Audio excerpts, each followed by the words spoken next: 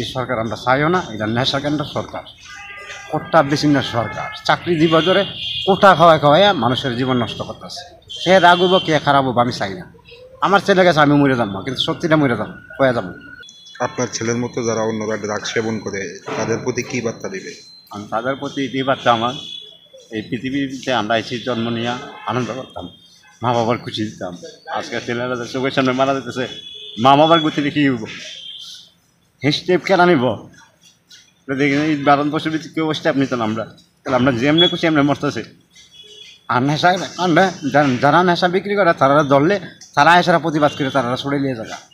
কিন্তু তারা একবারও চিন্তা করে না যে নেশাটা যে কত মানুষের যে ক্ষতি করবো, তারা একবারও চিন্তা করে না। আমার ছেলে গেছে গা আজ ডাক্স খেয়ে, আমার কথা শুনছে না, কিন্তু অন্য আমার ছেলেরা যে এভাবে পড়ে রয়েছে রাস্তায় তারা গতি কী হইব? কয় ছেলে আপনার? আমার দুই ছেলে। এই ছেলে বড় না ছোট? এই ছেলে বড়। নাম কি ছেলে? ঋতুশ্রী দাস। বয়স কত? বয়স হইল 22। মাত্র 22 বছর এই ছেলের মৃত্যু। 22 বছর ছেলের মৃত্যু নেশার কারণে।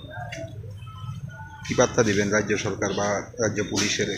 আমি তো সব পুলিশ কর্মী সবারই কই এই ডাক্তার থেকে সাবধানে যেতে হবে। আর সরকারকে আমরা ছাড়ব না। এই সরকার আমরা চাইও না। এটা নেশা কেন্দ্র সরকার, কোটা বিচ্ছিন্ন সরকার। চাকরি দিব ধরে কোটা খাওয়াইয়া মানুষের জীবন নষ্ট করতেছে। কে রাগব কে খারাপ হবো আমি চাই না। আমার ছেলে গেছে, আমি মরে যাবো, কিন্তু সত্যিটা মরে যাবো, হয়ে যাবো। চাকরি দিব ডরে এই নেশার কাণ্ড চলে দিচ্ছে। যুবক ছেলেরা যারা বুঝতেছে তারা বাচ্চাতেছে, যারা না বুঝতেছে তারা বিক্রি যেতেছে। তাদের কী হইব উপায়?